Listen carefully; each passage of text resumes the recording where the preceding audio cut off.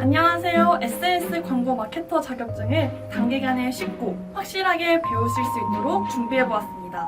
시험에 한 번에 합격한 경험을 바탕으로 저희가 열심히 준비를 했는데요. 그런 만큼 저희를 믿고 따라와 주시면 감사하겠습니다. OT부터 실전 문제 풀이까지 지금 바로 같이 시작해볼까요?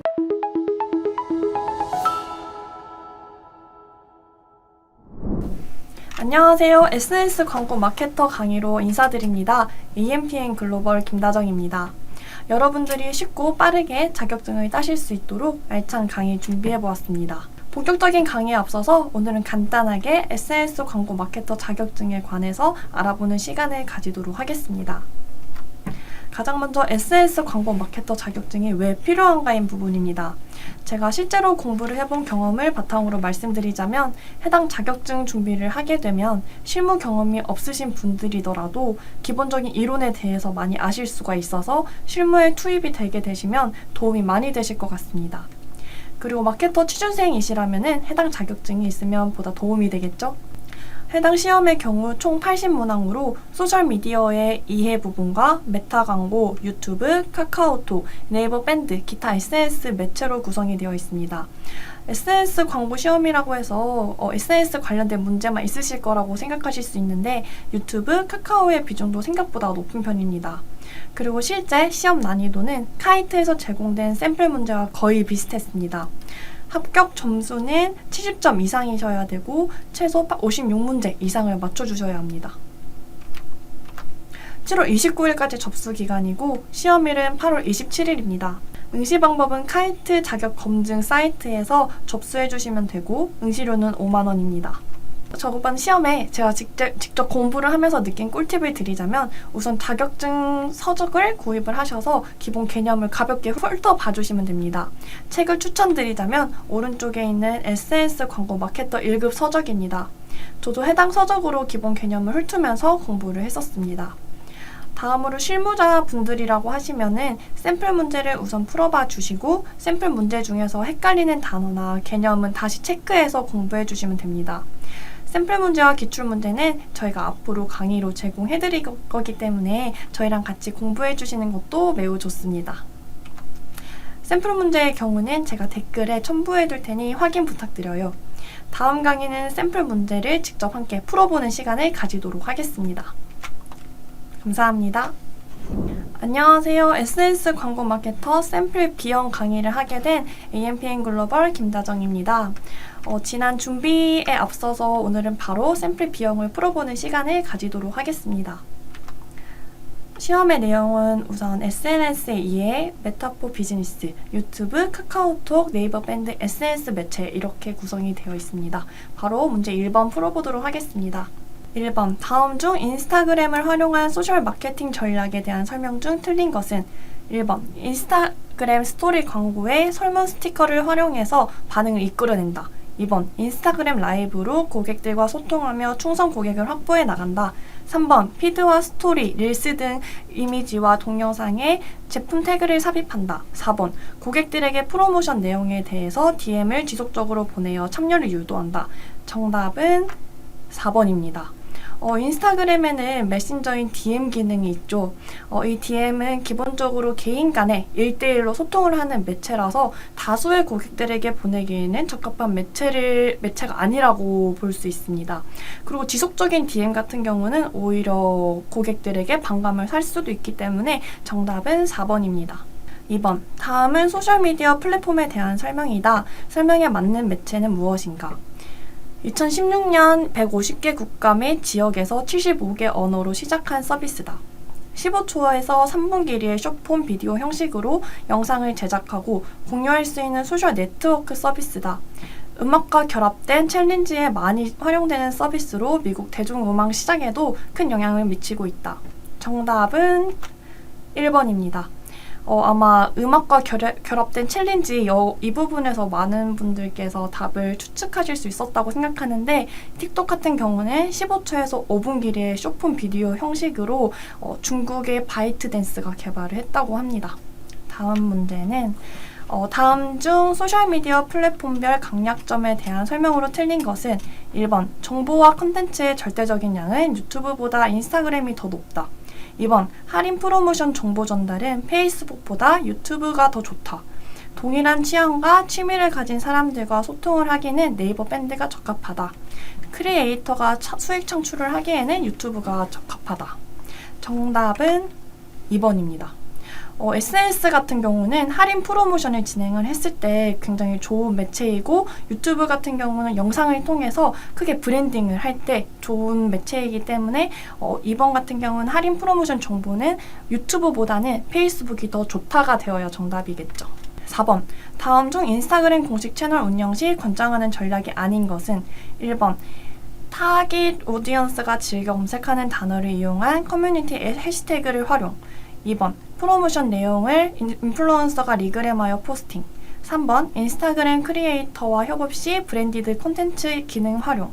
4번, 이미지와 영상을 활용한 트렌디한 콘텐츠로 타깃에게 노출. 정답은 2번입니다. 사실 이 문제는 조금 애매하긴 한데, 사실 프로모션 내용을 인플루언서가 자발적으로 리그램을 하게 된다면은 사실 결과적으로 광고주분들, 즉 광고를 진행하시는 분들에게나 결과적으로 좋은 일이라고 저는 생각이 되기 때문에 살짝 애매한 문제라고 생각이 들어요. 다음으로 5번. 기업 소셜미디어 담당자가 브랜드 컨텐츠 마케팅 전략을 구성하고 있다. 다음 중 가장 적합하지 않은 마케팅 전략은 무엇인가? 1번, 인스타그램의 경우 브랜드 컨셉을 보여주는 계정과 인플루언서 계정을 분리하여 운영. 2번, 긍정적인 리뷰 콘텐츠를 블로거들과 협력하여 제작 및 배포. 3번, 효율적인 인력 리소스를 관리하기 위해 최근 유행하는 틱톡 매체만 관리를 집중. 4번, 긍정적인 여론 형성을 위해서 커뮤니티와 협력하여 프로모션을 진행. 정답은 3번입니다. 타겟에 광고를 집행을 하게 되면은 무작정 이 매체만 하겠다라기보다는 내가 진행을 하게 되는 업종이나 소재 같은 경우가 어떤 타겟에게 적합할지를 먼저 파악을 하고 난 뒤에 적합한 매체를 선택을 하는 것이 맞습니다. 그리고 이 문제를 보시면 틱톡 매체만 집중이라고 했는데, 사실 뭐뭐만 해야 된다라고 하면은 주의해야 할 문장이라고 봐주시면 돼요. 6번, 다음 중 초월, 가상을 의미하는 단어와 세계를 의미하는 합성어로 코로나 이후에 소셜미디어 플랫폼에서 급속도로 진화하고 있는 분야에 알맞은 용어는 무엇인가? 2번, 메타버스입니다. 메타버스가 가상, 초월과 세계, 우주의 합성어라고 하네요. 다음이 뜻하는 용어는 무엇인가? 동영상과 기록을 뜻하는 영어 단어의 합성어다. 유튜브 등의 동영상 플랫폼에서 유행했던 영상 콘텐츠 형태의 하나이다. 영국 BBC 방송 비디오 네이션이라는 시리즈물에서 시초가 되었다. 정답은 3번입니다. 브이로그는 비디오랑 블로그의 합성으로 요즘에 유튜브에 굉장히 브이로그 많이 올라오죠. 자기의 일상을 영상으로 촬영을 해서 기록하는 콘텐츠를 말합니다. 다음으로 8번. 디지털 놀이문화를 뜻하는 것으로 디지털 유행 코드를 뜻하는 단어이며 한국어로는 짤방으로 불리는 단어는 무엇이라고 하는가? 정답은 밈입니다. 아마 많이들 알고 계시겠죠? 다음으로 메타포 비즈니스 문제 본격적으로 시작해 봅시다. 9번, 다음 중 정보의 규제가 엄격한 기업이 메타포 비즈니스에 노출지면 옵션인 어디언스 네트워크 내에서 특정 퍼블리셔, 웹사이트에서 광고를 게재하지 않으려고 한다. 어떤 캠페인 세팅 전략을 활용해야 하는지 선택하세요. 1번, 페이스북과 인스타그램만 캠페인을 진행한다. 2번, 제외해야 할 웹사이트를 좋아하는 사용자를 제외 타겟팅을 한다. 3번, 노출 위치 중 어디언스 네트워크 선택을 해제하고 광고 노출을 하지 않는다. 4번, 특정 퍼블리셔 웹사이트 차단 리스트와 함께 자동 노출 위치를 사용한다. 정답은 4번입니다. 일단 어디언스 네트워크라고 하면은 페이스북이랑 인스타그램 외부의 웹사이트 그리고 앱을 의미하고요. 광고 세팅을 하다 보면은 특정 웹사이트만 따로 특정해서 제외를 하는 기능이 없어요. 그래서 자동 노출 위치를 선택을 하고 거기서 내가 차단을 원하는 그런 리스트를 따로 등록을 해야지만 가능한 거기 때문에 정답은 4번입니다. 10번. 다음 중 다양한 상품을 보유한 이커머스에서 컬렉션 광고를 이용해서 캠페인의 매출을 효과적으로 증대하기에 가장 적합한 크리에이티브 전략으로 알맞은 것은 1번 15초 동영상 및 전 제품의 카탈로그 연동. 2번 15초 커버 동영상 및 판매율이 높은 4개 상품으로 구성된 제품 세트. 3번 가로 커버 이미지 및 전 제품의 카탈로그 연동. 4번 가로 커버 이미지 및 판매율이 높은 4개 상품으로 구성된 제품 세트. 정답은 1번입니다. 앞으로 컬렉션 광고가 굉장히 많이 나올 건데 컬렉션 광고랑 카탈로그를 활용한 광고예요. 아마 이런 식으로 인스타그램이나 페이스북에서 많이 보셨을 거예요. 이 컬렉션 광고 형식은 규모가 큰 제품 세트를 노출할 경우에 카탈로그랑 연동이 되어서 자동으로 업데이트가 될 수 있도록 해야 되고, 그리고 2번이랑 헷갈리실 수도 있다고 생각하는데 판매율이 높은 4개의 상품으로만 구성이 되면 안 되고 반드시 하나의 제품이 4개 이상 있어야지 등록이 가능해요. 그래서 일단은 2번은 아니고요. 1번 15초 동영상과 전 제품의 카탈로그 연동이 맞습니다. 11번 최근 쿠키 지원을 중단하는 브라우저가 늘어나면서 웹사이트 전환 추적이 어려워짐에 따라 성과 저하 현상이 나타날 수 있다. 이와 같은 상황에서 캠페인 최적화를 위해 구현해야 하는 기능은 무엇일까? 정답은 3번입니다. 쿠키를 수집하지 않으면 전환 추적 자체가 어려워질 수 있습니다. 추적이 어려우면은 전환에 대한 이런 성과 같은 측정 자체도 어려워지게 되겠죠. 이 전환 API 같은 경우는 픽셀이랑 거의 유사하다고 봐주시면 되는데, 이 전환 API를 통해서 얻은 데이터 같은 경우는 픽셀에 비해서 연결 문제, 그리고 차단 프로그램으로 인한 영향을 덜 받아요.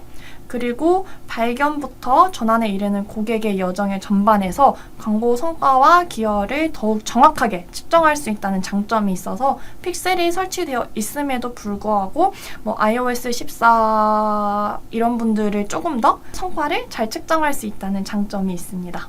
12번 다음 중 카탈로그에 정기적으로 변경되지 않는 1000개의 제품을 업로드해야 된다면 관리자가 카탈로그에 제품을 추가할 수 있는 최적의 방법은 1번 수동 업로드, 2번 구글 스프레드시트 대량 수동 업로드, 3번 픽셀 사용, 4번 전환 API 사용. 정답은 3번이라고 되어 있는데 제가 따로 자료를 조사를 하면서 확인을 해본 결과 이게 정기적으로 변경이 되는 게 픽셀이거든요.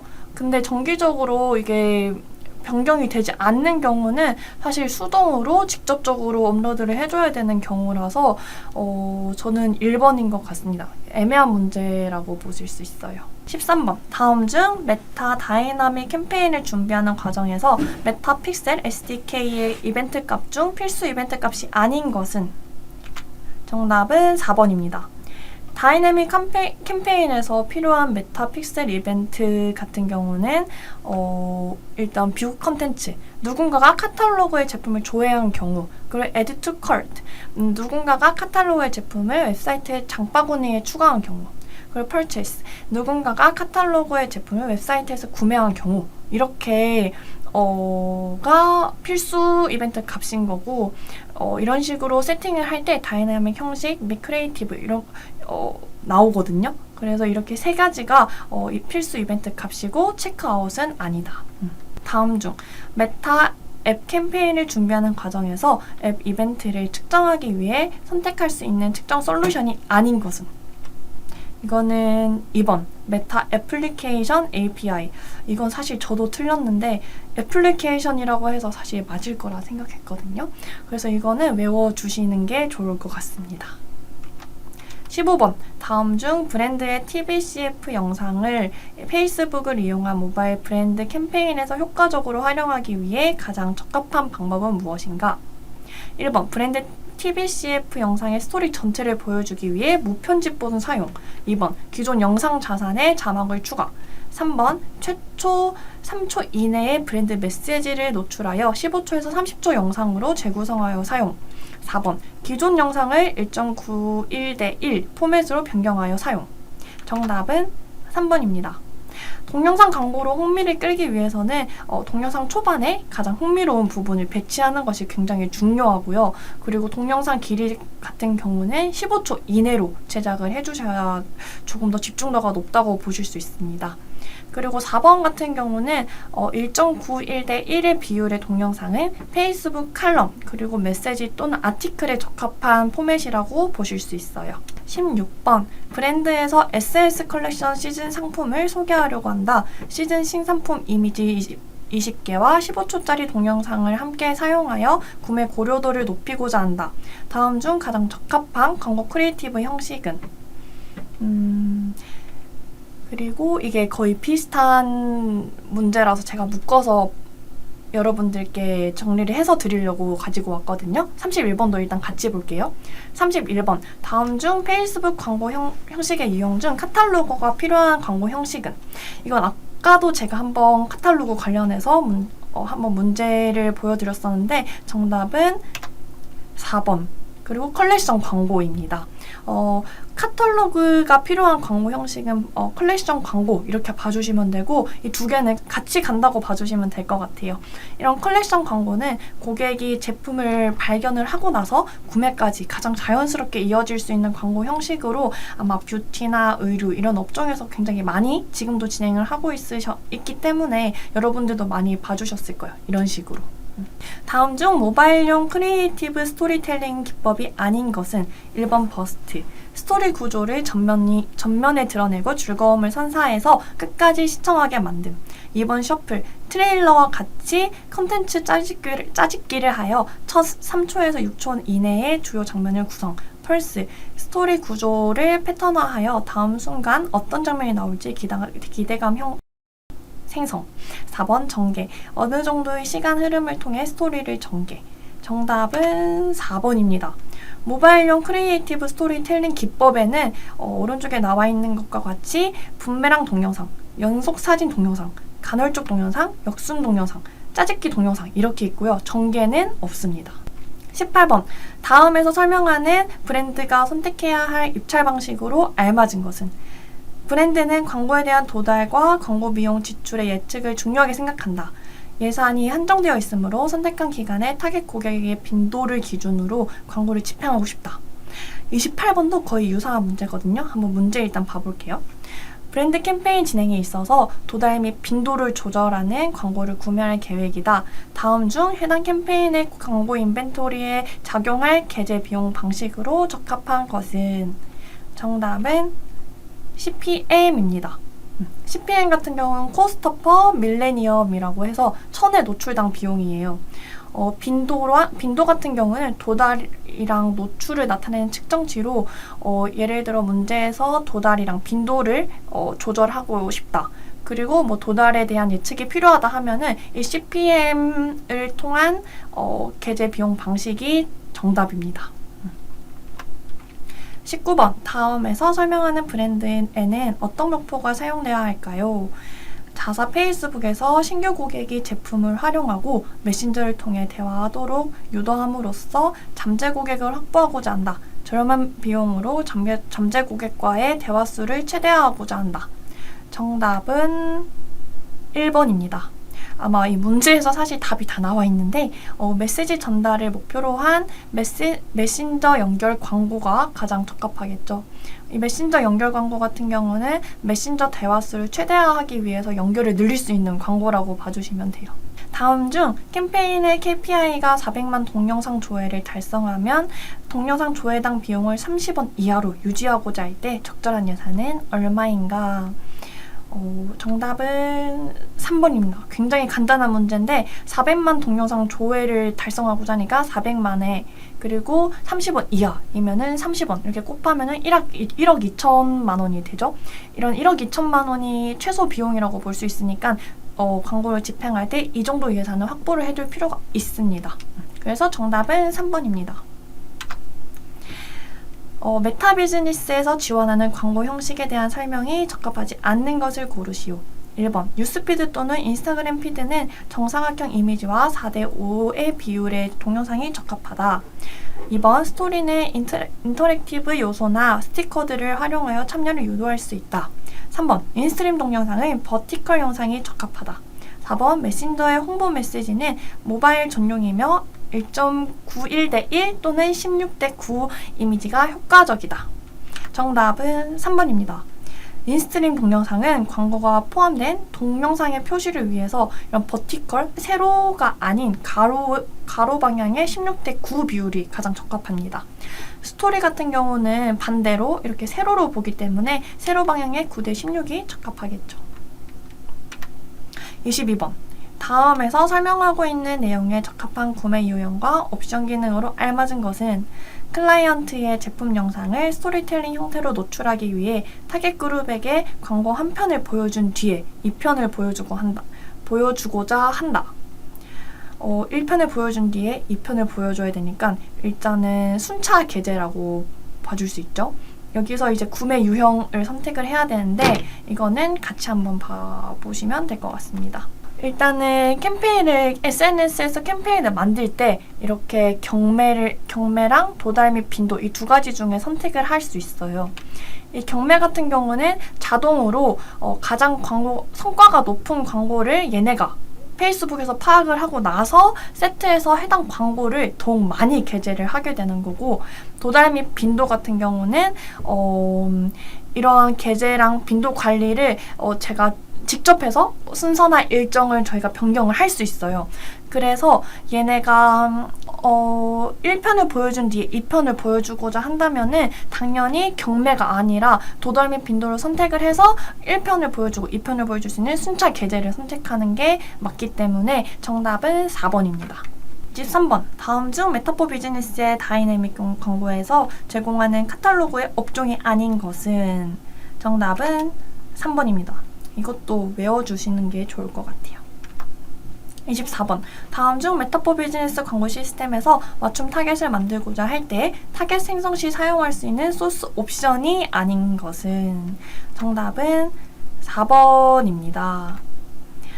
이렇게 맞춤 타겟을 진행을 할 때는 사용할 수 있는 게 1번 고객 파일, 고객 리스트이고 2번 오프라인 활동 그대로 나와 있고요. 그리고 3번 메타포 픽셀 SDK, 이게 그 웹사이트, 이걸로 봐주시면 되고, 메타포 비즈니스 관심사 같은 경우는 상세 타겟에서 진행을 할 수 있는 거기 때문에 정답은 4번입니다. 메타는 광고 경매에서 타겟에 대해 선택된 광고 순위를 지정하고 캠페인 목표와 가치에 적합한 광고를 찾는다. 다음 중 경매 광고 순위 낙찰에 영향을 미치는 요소가 아닌 것은? 정답은 4번입니다. 경매 광고 순위 낙찰에 영향을 미치는 요소에는 입찰가가 있고요. 그리고 추산 행동률, 특정 사람이 특정 광고에 반응하는 행동의 추정치를 추산 행동률이라고 합니다. 그리고 광고 품질, 광고를 보거나 숨기는 사람들의 피드백이나 품질 등의 요소 평가를 광고 품질이라고 하고, 이렇게 순위 낙찰에 영향을 미치는 요소는 3가지이며 입찰 조정 방식은 관련이 없습니다. 26번. 다음 캠페인으로 지속하면 향후 어떤 진행 결과를 예상할 수 있는지 가능성이 높은 것을 선택하시오. 브랜드가 보유한 퍼스트 파티 데이터를 대상으로만 캠페인을 진행하고 있다. 현재 캠페인은 성공적으로 매출 성과가 실행되고 있어 만족도가 굉장히 높은 상태이다. 1번. 캠페인의 성과가 최적화되어 매출이 지속적으로 증대된다. 2번. 기존 고객에게 광고가 지속적으로 노출되면서 브랜드 충성도가 높아진다. 3번. 광고 타겟이 한정적이어서 광고 예산을 늘려도 노출량이 줄어든다. 4번. 크리에이티브만 지속적으로 변경해준다면 광고 피로도가 적어 매출은 증대될 것이다. 정답은 3번이라고 하는데 사실 이것도 살짝 애매한 문제예요. 동일한 고객 타겟팅 데이터를 퍼스트 파티 데이터라고 하거든요. 이 데이터로 계속해서 지금 성과가 굉장히 좋은 상태라고 한다면 이 데이터만으로 계속 진행을 하면은 사실 매출 잠재성은 하락하게 되죠. 하지만 3번에서 나온 대로 노출량이 떨어진다는 건 사실 애매해요. 노출의 증가율 자체는 줄어들 수는 있지만은 사실은 퍼스트 파티 데이터, 이 데이터 같은 경우는 계속해서 노출이 있기 때문에 이게 줄어든다라고 하는 건 살짝 애매한 문제인 것 같다는 제 개인적인 생각입니다. 27번. 새로운 모델 출시로 모델 매출 증대를 꾀하는 자전거 제조업체가 있다. 지난 시즌의 모델 구매에 관심을 보인 고객을 대상으로 판매 효과를 테스트해보고자 한다. 이때 가장 필요한 데이터 소스는 무엇인가? 이거는 아주 대부분들이 다 아시고 계시겠지만 정답은 4번입니다. 지난 시즌의 모델 구매에 관심을 보인 고객이니까 온라인 구매 전환 데이터를 보면 되겠죠? 29번. 커머스 브랜드를 신규로 출시할 계획이다. 신규 고객을 유치하는 것이 브랜드의 목적일 때 캠페인 타겟팅 전략 추천으로 알맞은 것은 무엇인가? 위치 및 인구 통계 기반의 폭넓은 핵심 타겟. 2번. 웹사이트 방문 리타겟팅 고객은 제외. 3번. 위치 및 인구 통계 기반을 토대로 구성한 팔로워 유사 타겟. 4번. 고객을 포함한 웹사이트 방문자 유사 타겟. 정답은 1번입니다. 신규 고객 유치가 목적이라면은 연령이나 성별, 위치 이 정도로만 잡아서 크게 타겟을 잡아 진행하는 게 좋고요.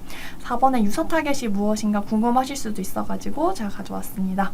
유사 타겟은 맞춤 타겟이랑 비슷한 유형의 타겟에게 도달을 하는 거고 더 많은 사람들에게 도달을 하고 싶다면 이거를 추가를 해서 진행을 하곤 해요.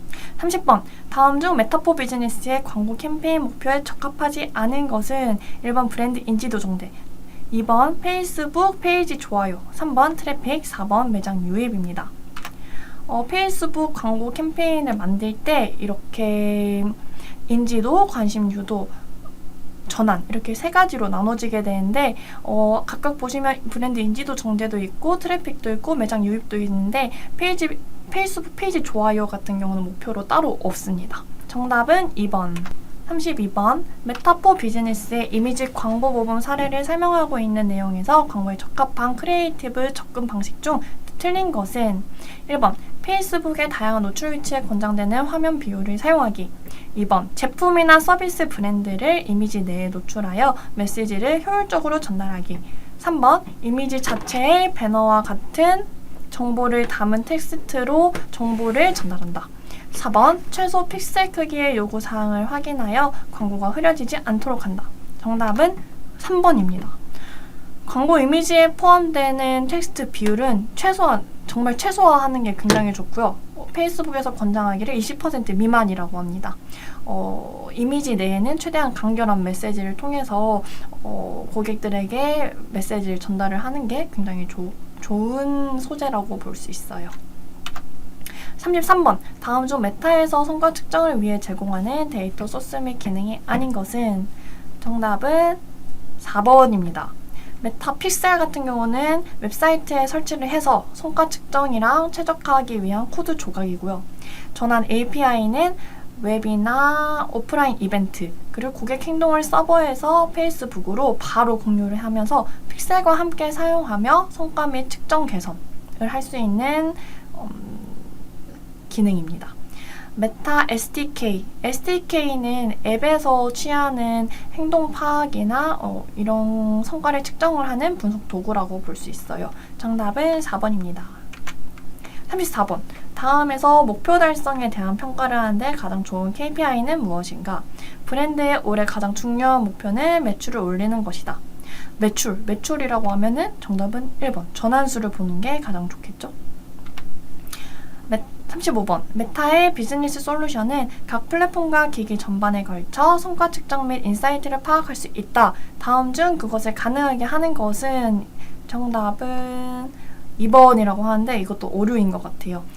페이스북 UID 같은 경우는 유저 아이디라는 뜻으로 사용자 아이디인데 사실 이거는 맞지 않거든요. 성과 측정 같은 경우는 픽셀이나 이런 SDK 이게 맞기 때문에 1번이나 4번이 정답으로 유력하지 않을까 싶습니다. 36번. 다음 중 메타 비즈니스에서 다양한 디지털 인사이트와 마케팅 리서치 자료를 제공하는 도구는 무엇인가? 정답은 3번입니다. 페이스북, 인스타 메신저를 비롯해서 다양한 플랫폼의 고객이랑 업계 트렌드를 기반으로 제공하는 인사이트를 연구 리서치 결과를 제공을 하고 있고요. 페이스북에서는 이거는 구글에서 검색을 해보셔도 매년 계속해서 제공을 해주고 있는 걸로 알고 있습니다. 다음으로 유튜브입니다. 다음 중 구글 애즈 동영상 캠페인에서 사용할 수 없는 광고 로테이션 옵션은 무엇인가? 1번 클릭 최적화, 2번 조회 최적화, 3번 전환 최적화, 4번 해당 사항 없음. 정답은 1번입니다. 광고 그룹에 광고가 여러 개 있으면은 광고가 여러 개 이렇게 돌아가면서 하는 게 로테이션 방식이에요. 동영상 캠페인에서는 최적화한다, 그리고 안함, 이렇게 두 가지 옵션이 제공이 되고, 이 최적화 같은 경우는 동영상에서는 조회랑 전환수를 위해서 자동으로 최적화되게 되어 있습니다. 그래서 1번 클릭 최적화가 정답이겠죠. 38번 다음 중 비디오 리마케팅에 대한 설명으로 옳은 것은 1번 비디오 리마케팅을 위해서는 태그를 심어야 한다. 2번 영상이 업로드된 유튜브 계정과 유튜브 동영상 광고를 진행할 구글 애즈 계정을 서로 연동해야 된다. 3번 시청자 목록 최대 365일까지 보관할 수 있다. 4번 비디오 리마케팅 적용 시 입찰가가 할증된다. 정답은 2번입니다. 일단 비디오 리마케팅 같은 경우는 리타게팅이랑 비슷하다고 봐줄 수 있어요. 브랜드 인지도랑 퍼포먼스를 높일 수 있는 핵심적인 타겟 방식입니다. 일단은 2번 같은 경우 채널 소유주랑 구글 애즈 계정의 소유주가 서로 다른 경우가 있기 때문에 상호간에 허락하는 절차가 필요하기 때문에 2번이 정답입니다. 그리고 리마케팅을 위해서는 별도의 태그 설치가 필요가 없어요. 이 부분도 기억해 두시면 좋아요. 그리고 시청자 목록 같은 경우는 최대 540일까지 보관할 수 있습니다. 그리고 리마케팅 적용을 한다고 해서 입찰가가 할증이 되지는 않아요. 다음 문제 40번인데 이것도 똑같이 비디오 리마케팅 관련된 문제이기 때문에 같이 풀어보면 좋을 것 같아서 같이 넣었습니다. 일단은 비디오 리마케팅과 관련하여 잘못 설명한 것은 1번 한 개 유튜브 채널에 여러 개의 구글 애즈 계정을 연동할 수 있다. 2번 비디오 리마케팅으로 생성한 목록은 지대행 광고로도 사용 가능하다. 3번 비디오 리마케팅을 위해서는 별도의 태그를 설치해야 된다. 아까 리마케팅을 위해서 별도 태그는 설치할 필요 없다고 말씀드렸습니다. 4번 비디오 리마케팅은 광고 입찰가에 영향을 주지 않는다. 정답은 3번이겠죠. 39번 다음 중 비디오 리마케팅 목록으로 만들 수 없는 것은 정답은 3번입니다.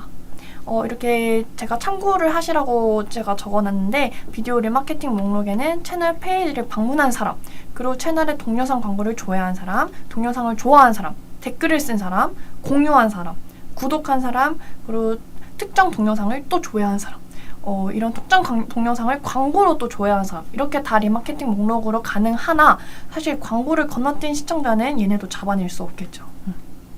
정답은 3번입니다. 41번 다음 중 브랜드가 보유한 이미지와 텍스트만으로 15초 유튜브 동영상 제작이 가능한 도구는 무엇일까? 정답은 1번 비디오 빌더입니다.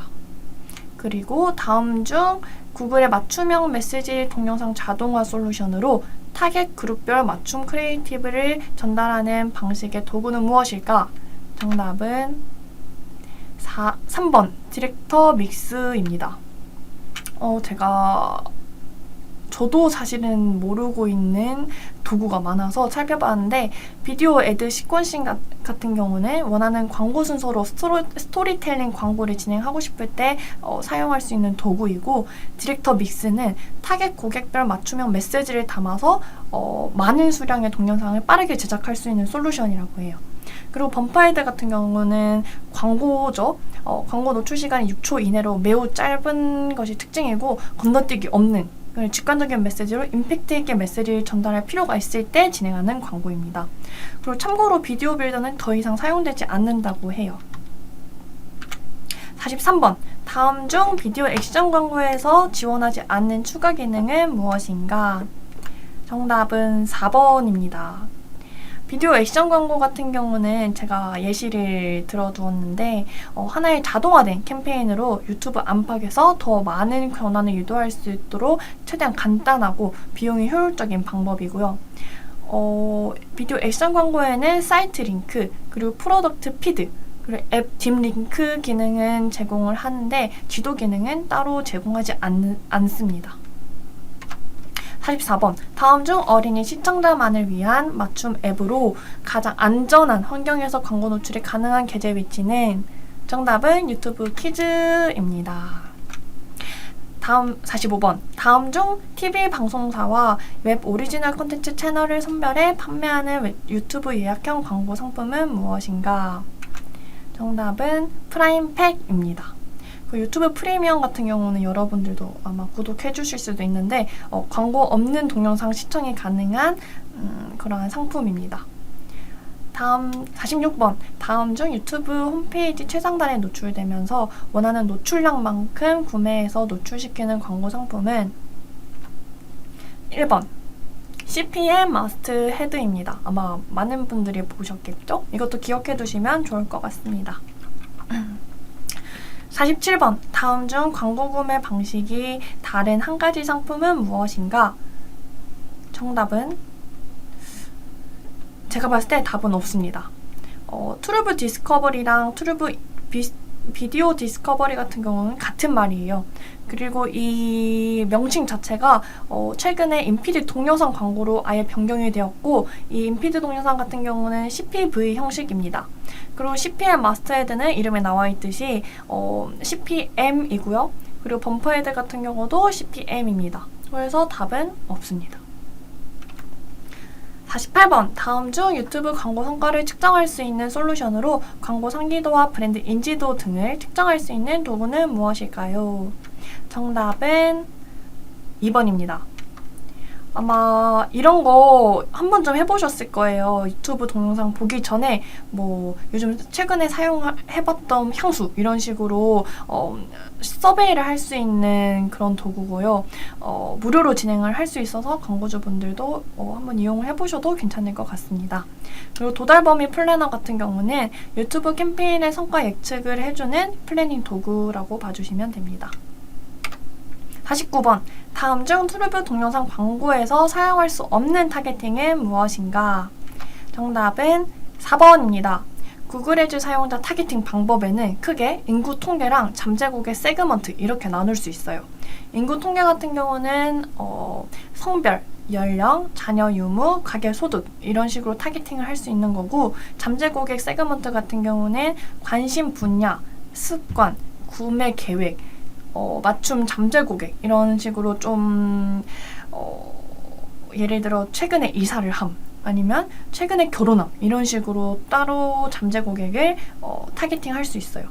4번 같은 경우는 iOS 기기랑 단말기 제조사, 와이파이 연결 상태 타겟팅 같은 건 가능한데 앱 사용자를 특정해서 타겟팅하는 거는 불가능합니다. 그래서 정답은 4번. 50번. 다음 중 인구 통계 타겟팅에 해당되지 않는 것은 무엇인가?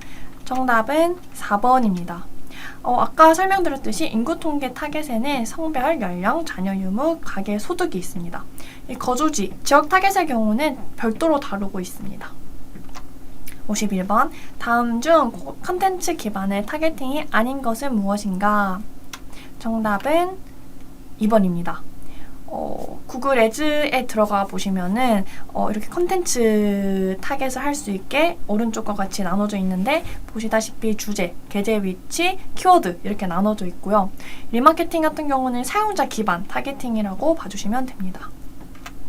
52번. 다음 중 BTS 유튜브 채널에 광고 게재하기 위해 사용할 수 있는 타겟팅은 무엇인가? 2번. 사실 거의 답이 나와 있는데 채널이라고 되어 있죠. 계제 위치 타겟. 유튜브에서 특정 채널, 뭐 BTS 유튜브 채널, 뭐 블랙핑크 채널, 동영상 이런 식으로 골라서 해당 영상의 광고를 노출시키는 타겟팅 기법입니다. 53번 같은 경우는 다음은 유튜브 내 뉴스 관련 채널 영상에 광고를 게재하기 위해 적합한 타겟팅은 무엇인가? 정답은 주제 타겟팅입니다. 유저가 시청하는 유튜브 동영상들을 뭐 뉴스, 건강, 뭐 뷰티 이런 유튜브에서 직접 묶어둔 주제들로 내가 원하는 곳에 이렇게 광고를 게재할 수 있는 카테고리로 나눠져 있거든요. 내가 만약에 뉴스 쪽에 타겟을 하고 싶다 하면 뉴스를 클릭을 해서 이렇게 주제 타겟팅이 가능합니다. 54번. 다음 중 특정 분야의 구매 의도가 매우 높은 유저에게 광고를 노출할 수 있는 타겟팅은 무엇인가? 4번 구매 의도 타겟입니다. 여기도 문제에 답이 나와 있는데 특정 분야의 구매 의도가 매우 높은 유저, 그러므로 구매 의도 타겟이라고 봐주시면 돼요. 55번 다음 중 20대 여성 쇼핑몰을 운영하는 광고주가 있다. 주요 고객인 20대 여성에게만 광고를 노출시킬 수 있는 타겟팅은 무엇일까? 정답은 2번. 인구 통계 계속해서 나오고 있죠. 연령, 성별, 자녀 유무 내에 있는 잠재 고객을 타겟팅하는 기법. 이제 기억해 주셔야 돼요. 56번 다음 중 키워드 타겟팅에 대한 설명으로 올바른 것은 1번 적용한 문맥을 기반으로 유튜브 내 영상 제목, 설명 문구, 태그 등에 매칭이 되어 광고 노출. 2번 광고 그룹당 20개 이상의 문맥 사용 불가. 3번 경쟁사 키워드 사용 불가. 4번 일정 수량 이상 키워드 사용 시 과금 비용 할증. 정답은 1번입니다.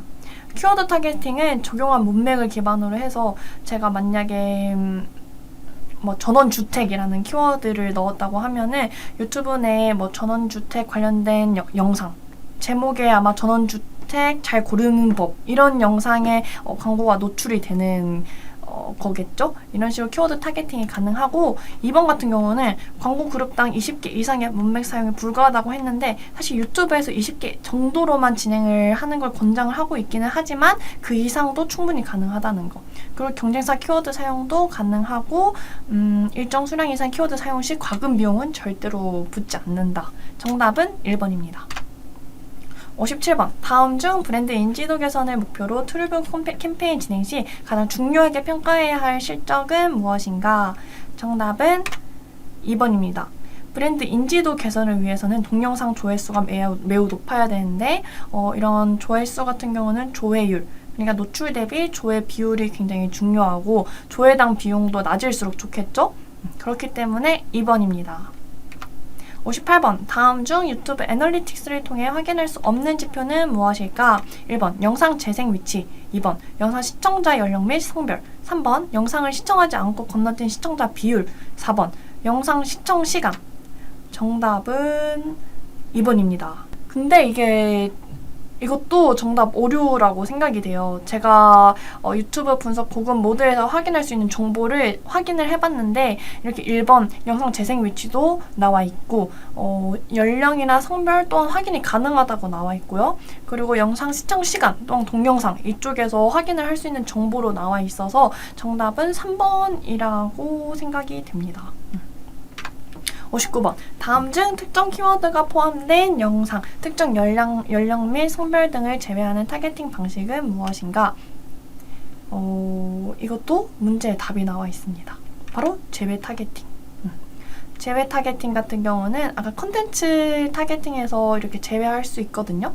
유튜브 광고를 집행할 때 어떠한 계제 지면이나 유저에게 노출이 되기를 원하지 않으면은 이렇게 제외 타겟팅을 통해서 회피가 가능하다는 점도 기억해 두시면 좋을 것 같습니다. 60번 다음 중 동영상 광고 품질 평가 점수에 영향을 주지 않는 것은 무엇인가? 정답은 4번입니다. 동영상 광고비 수준은 사실 영향을 전혀 주지 않겠죠? 61번 다음 중 유튜브 광고 소재 목적으로 제작해 자신의 유튜브 채널에는 노출을 원하지 않을 때 할 수 있는 채널 내 영상 업로드 옵션을 설정한 방법은? 3번 미등록입니다.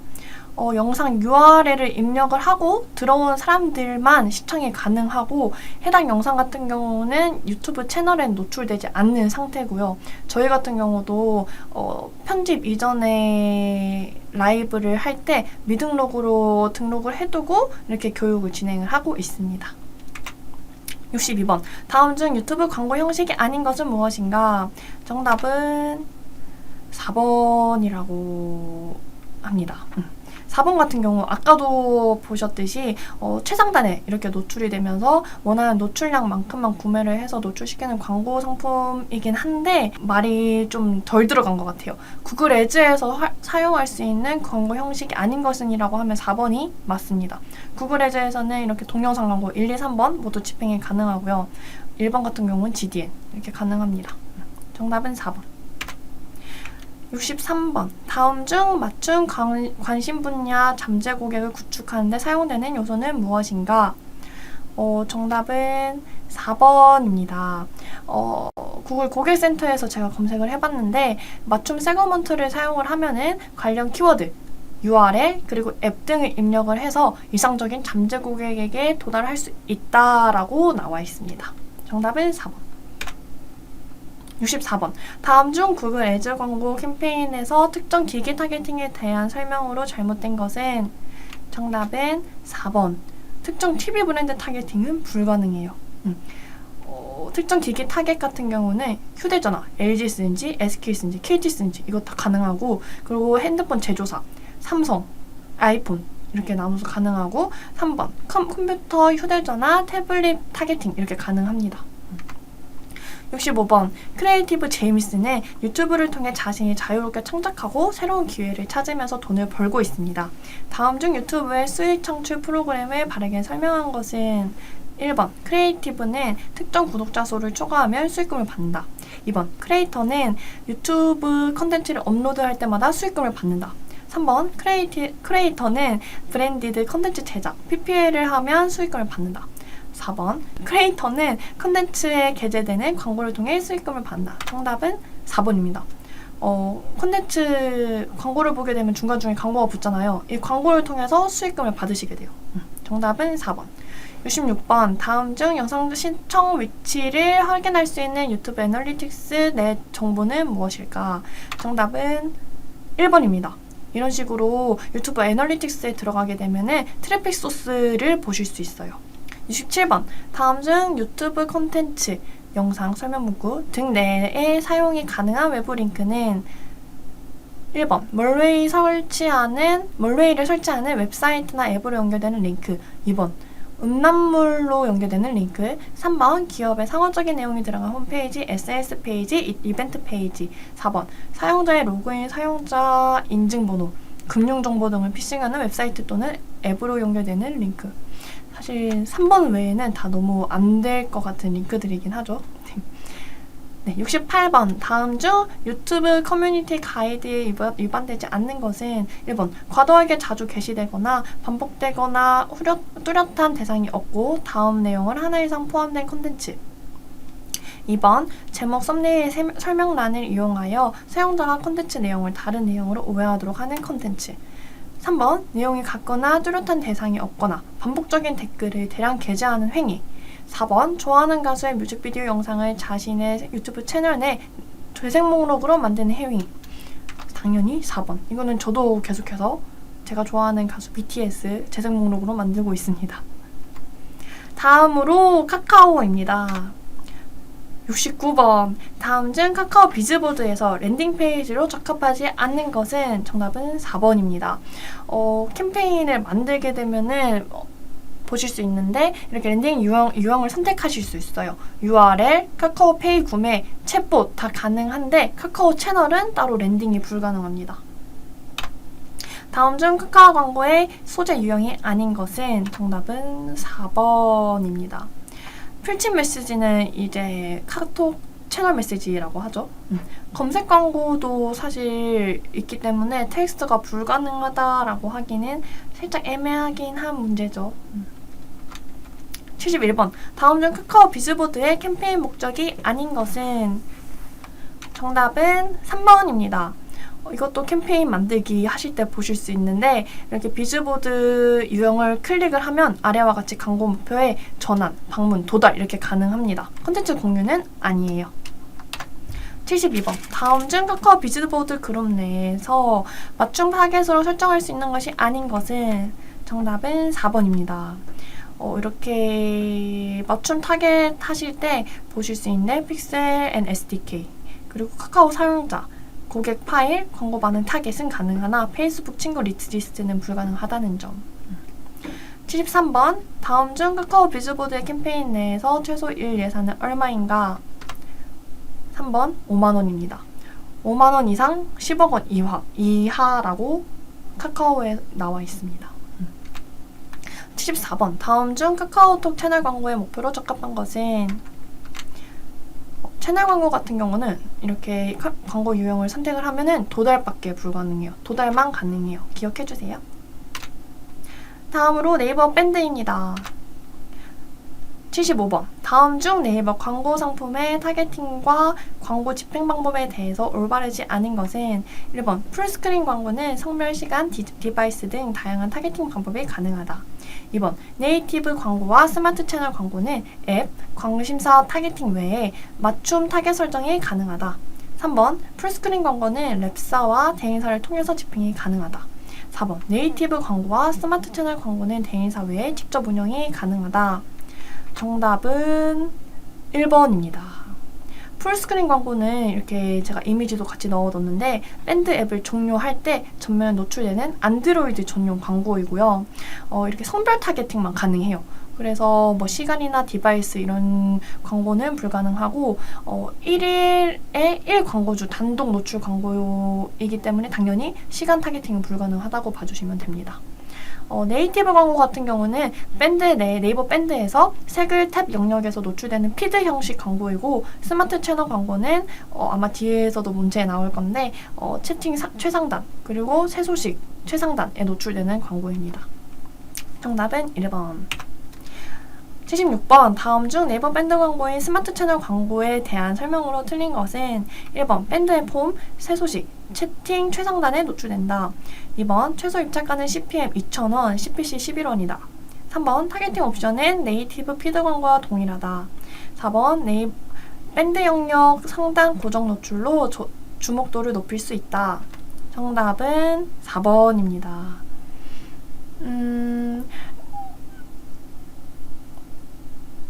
일단은 이 상품 같은 경우는 아까 이 풀스크린 광고처럼 고정 노출 상품이 아니고요. 근데 2번 같은 경우도 이 CPM 2,000원이라 나와 있는데 2,200원이라서 이거 수정할 필요가 있습니다. 스마트 채널 광고는 제가 이미지로 보여드렸듯이 이런 식으로 최상단에 노출되는 밴드 광고라고 봐주시면 됩니다. 정답은 4번.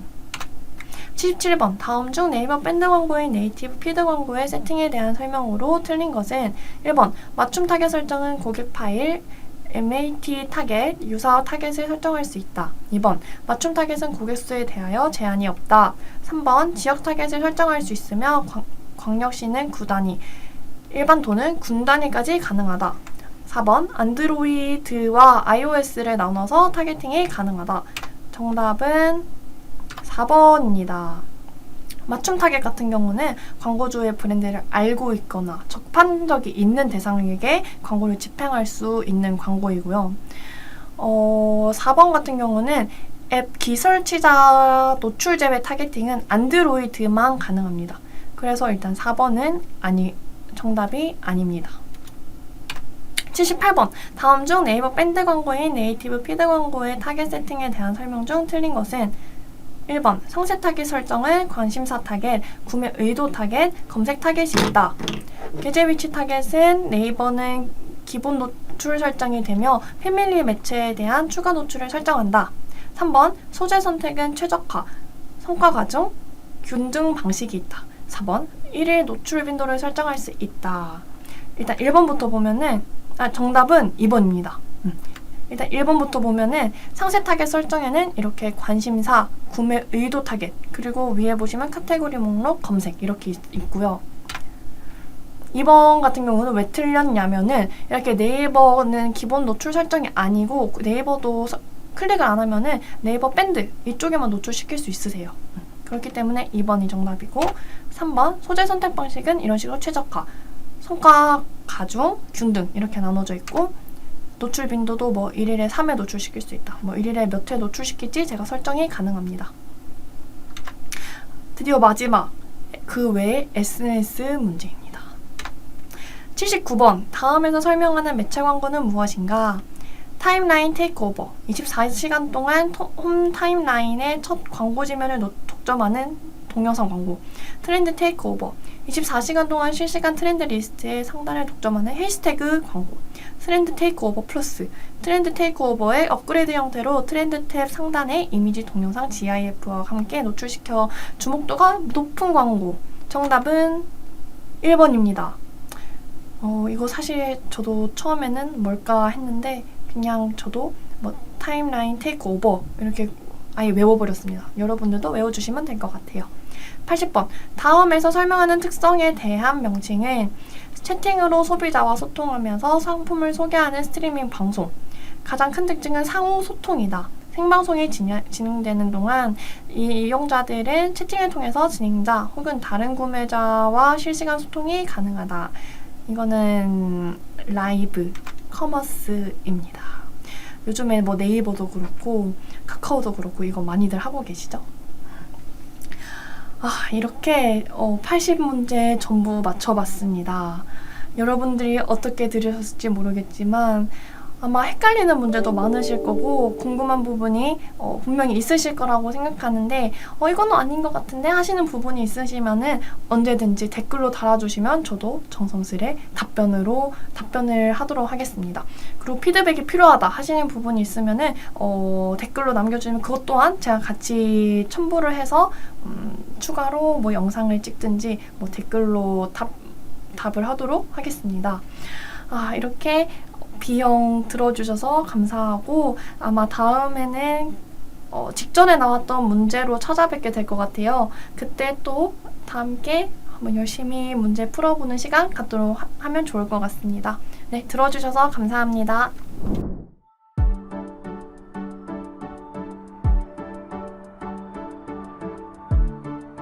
구독과 좋아요는 컨텐츠 제작에 힘이 됩니다.